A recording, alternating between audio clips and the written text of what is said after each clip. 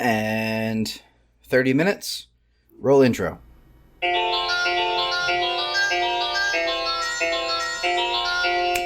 Cool. Hi, Jared. Hi, Trevor. How's it going? It's going great. How are you? So, I'm doing well. Notice that this is not every other week right now. This is our off week. So this is going to be a short little bonus episode that we're throwing in the off weeks. I think we would like to do these a little bit more often. We've got one in the pipe for the week after next on Pericles, because we don't have a main series episode on him, but we really ought to mention him, especially since he's in the next Civilization game. Absolutely. Yeah. So I just wanted to say this is also the first episode we've recorded since releasing the podcast. And we want to say thanks for the feedback so far. We really like hearing from you. If you've got more feedback or corrections, you can contact us at thegreat2date@gmail.com. And along those lines, we've got a little bit of business to catch up on. So now that we've got a few episodes through our backlog that I've edited before the launch, but we're not quite caught up to episodes that we've recorded after the launch, there's a bit more backlog to go through, but there will still be a little bit of change. So in addition to a couple behind-the-scenes things with the workflow, we're doing these off-week episodes. This is the first one. They'll mostly be short pieces on historical figures that you should know about, but who we couldn't justify a 40-minute podcast on, like Pericles. Or they could be on people that you really don't need to know by name, sometimes people that we don't have names for them, but had a outsized impact on history and are worth mentioning, like the guy who wore a barrel that brought down the English crown. That'll be fun when we get to it. Absolutely. Or the Red Baron. Yeah, that'd be cool too. Does the Red Baron have a real name? I can't remember his first name, but yeah. Von Richthofen. That was supposed to be a joke. And Von anything is a safe guess. Yes. Yeah, or little funny stories that are cool or funny, or some corrections. We've got a couple of corrections already to make, probably after Pericles. So, for today, though, I want to talk a little bit about history itself. So, concerning our style. So obviously this podcast is mostly about historical individuals, people that we look back on and call the great. You know, it's even in the title. However, the stories of great people is not all of history. Neither of us are historians, right, Jared? I'm a linguist. I'm a mechanical engineer. Yeah, so we both have a little bit of exposure to the academic study of history through our undergrad educations, but this is something about history that's not obvious to the lay people, that history is not actually about great people. The great people, the kings, generals, leaders, those who direct the battles and draw the borders, they're not the reason that we're here today. They're not the reason the world is the way it is, and that's what historians really care about.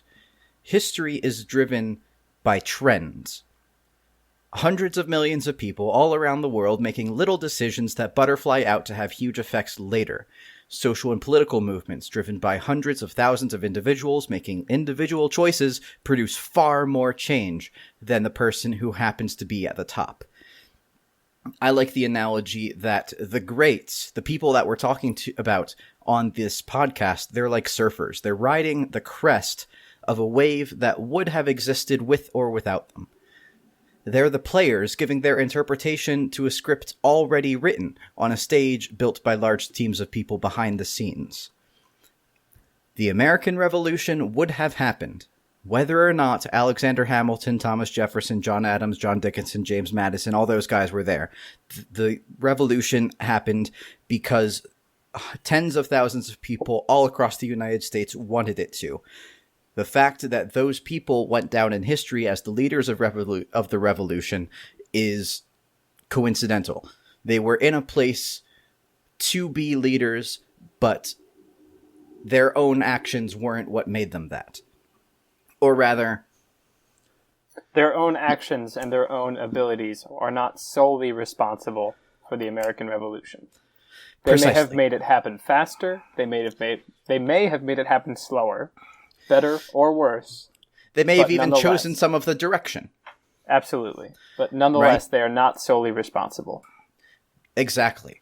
Just a couple more examples I have here, like Constantine the Great is not the reason that the West and Rome is Christian.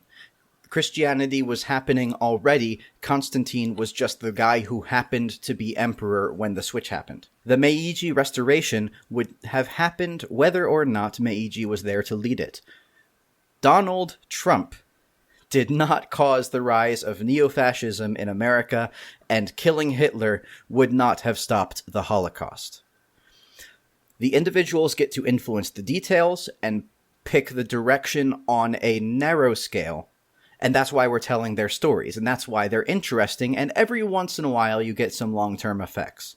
So, right now we're talking about Alexander. Thanks to Alexander, there were Greek kingdoms in Bactria into the Common Era, and they defined Central Asian war and politics for centuries, and continuing war in the East between the Greeks and the ascendant Parthians were part of what allowed Rome to grow unchecked. So there are large-reaching implications of, say, the Battle of Gaugamela. But that didn't change much in the overarching course of historical dialogue. So the point here is to not confuse the interesting details and the consequences of these stories that we love so much with the factors that choose the direction of the history of the world. That's not something that any one person can do, and the effects of these little decisions by regular people aren't quantifiable. The effects of the choices that we make aren't known until years down the line when everyone has totally forgotten the cause, but they exist nonetheless. So, Jared, are you familiar with chaos theory, like the mathematical sense of chaos? I am, through my exposure in computing and my exposure in mechanical engineering. Oh, yes. So this is probably right up your alley. Absolutely. So tell me how right I am here, because it's not my area of study directly. Sure. Chaos is a word to describe a system with too many factors to be reasonably measurable. So my go-to example is if you have a pencil and you put it on a table point down and you line it up as vertically as you can't predict which way it's going to fall. Which way the pencil falls is determined by imperfections in the edge of the sharpening device, imbalances in the pencil, currents in the surrounding air. You perceive that one air particle, or that one little bit on the saw that formed the pencil, or that 1 millimeter at the end of the sharpening blade to be totally insignificant. In many cases, it's not even measurable, but those itty-bitty things are what chooses which way the pencil falls. This is kind of what societies are like. You can't predict where they'll go because large-scale trends are determined by imperceptibly small factors, and minuscule changes to the present can lead to tremendous differences in the future. So that's my wax poetic on great person history. So, as I understand, you want to talk a little bit about how this little project of ours came about? Sure, and I wanted to follow up on your comments on chaos theory. Chaos theory is exactly the last thing that you just said. Small, imperceptible changes at one point in time, very early on, can completely change the way that a system acts in the future.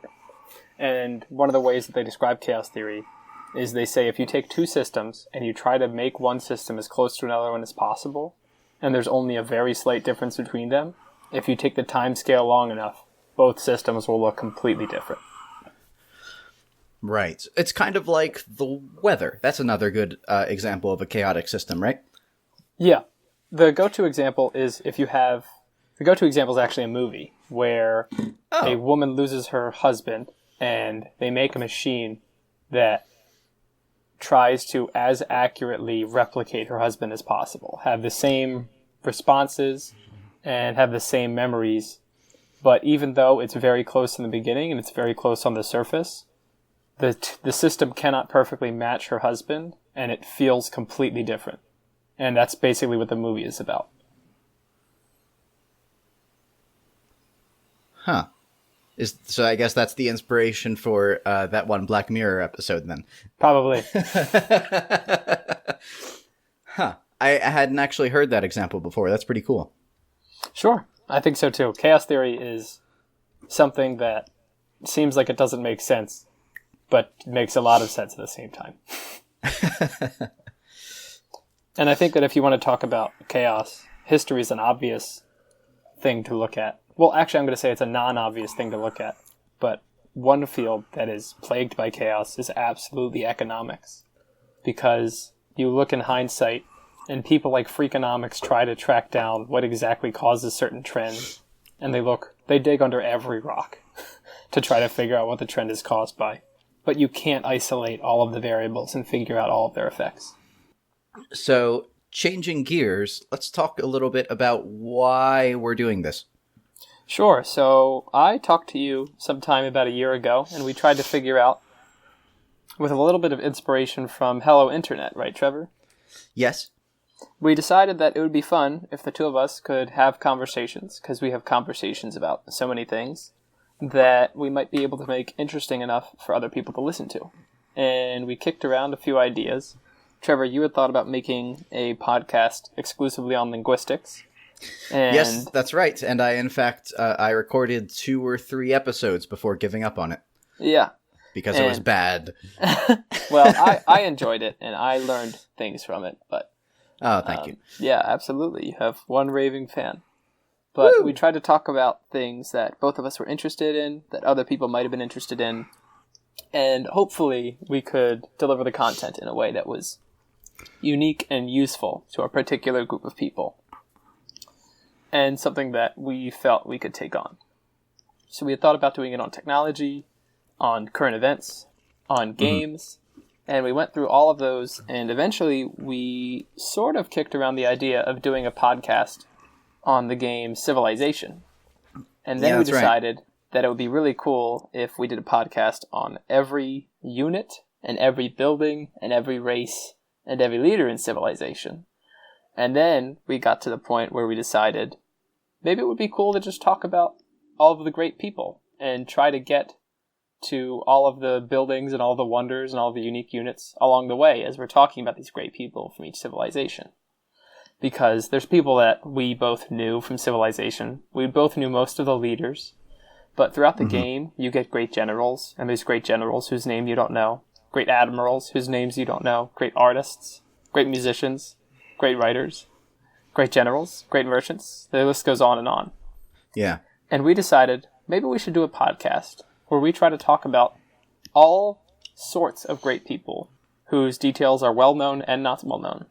And we decided to try to cover their stories. And we went with a podcast about great people.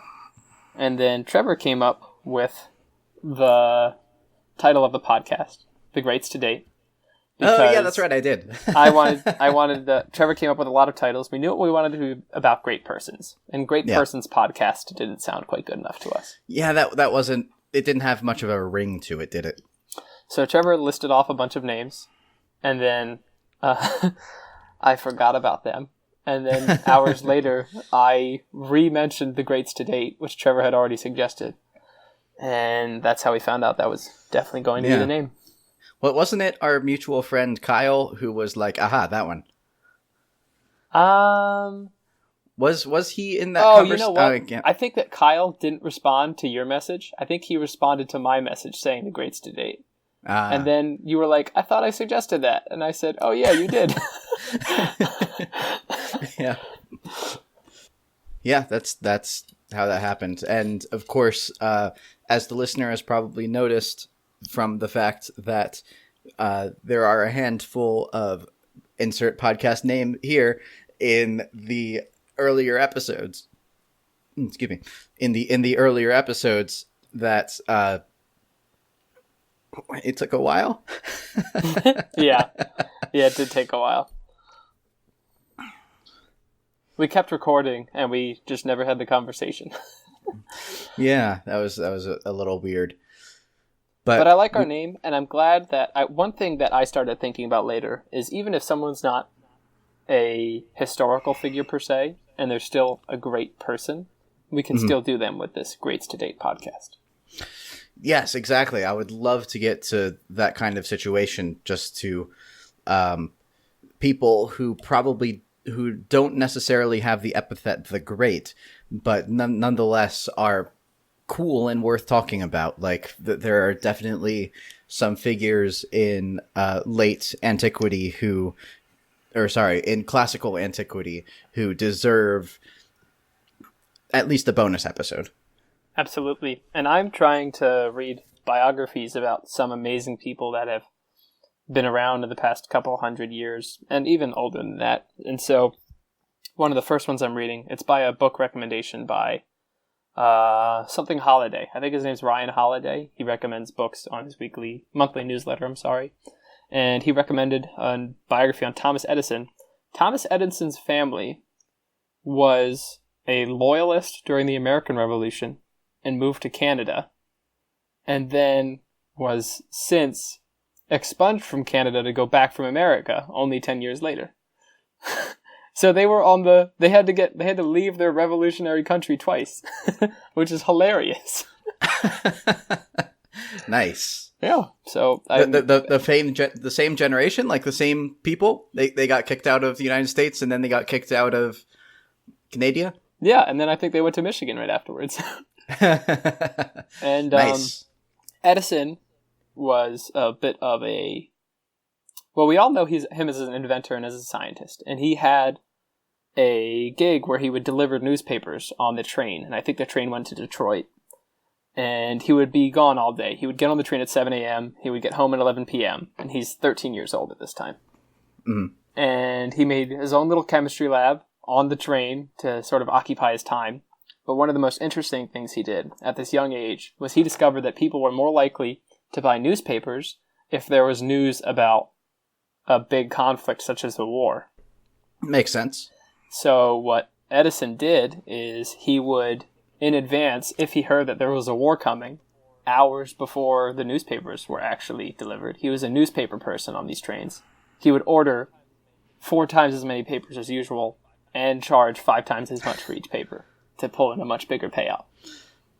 You know, Edison did kind of go down in history as the cutthroat businessman, so that doesn't surprise me. Yeah, started at a young age. Yeah.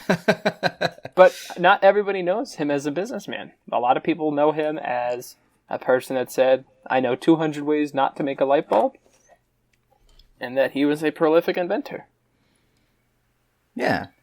Well, and, okay, so a lot of people are going to say Edison didn't actually invent the light bulb, which is true. He made a much better design based on something that already existed. But that's actually the way that almost all inventions go. So this is kind of along the same vein as my great person history rant. Sorry. We have this idea of the history of science being one brilliant mind who has a eureka moment after another, when it's actually far more common to have simultaneous invention or very small incremental progress that leads up to something that winds up being huge. Mm-hmm. So the famous example is, of course, the discovery of calculus, right? Yes, I couldn't remember it. Yeah. Yeah. Isaac Newton and Gottfried Leibniz, they found calculus at about the same time. And people point to this going, aha, well, what a coincidence, when in reality, that's totally normal. It's really, really rare where you find a true singleton discovery. Mm-hmm. Evolution's another good example. Yes, it's very common for evolutionary traits to arrive for different reasons, but with a similar result. Oh, at about when I the say same evolution, time. Oh. I mean Darwin and another scientist. Oh, really? Yes. I didn't know that. Yes. Well, I say evolution which is actually inaccurate. I should say natural selection. Or adaptation, but natural selection we'll call it. That's cool. I didn't know that one. But back to calculus. Everyone it makes sense. Yeah, everyone says calculus was invented by Newton, and the other guy's name, I can never remember how to pronounce it. Leibniz?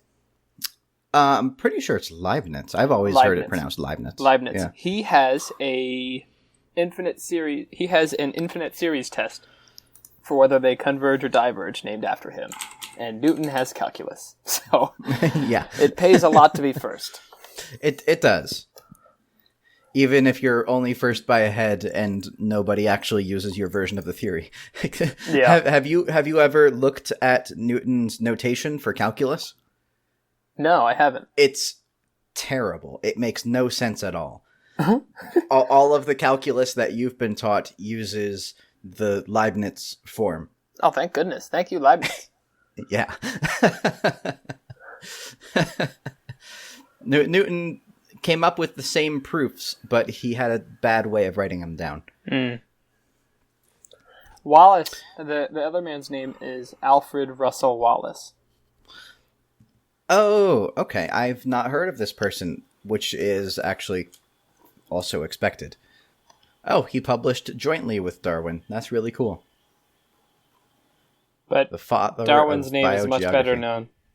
But Darwin is better known because he's the one that got famous. So there are lots of these pair discoveries, but there's usually only one person who gets famous from them.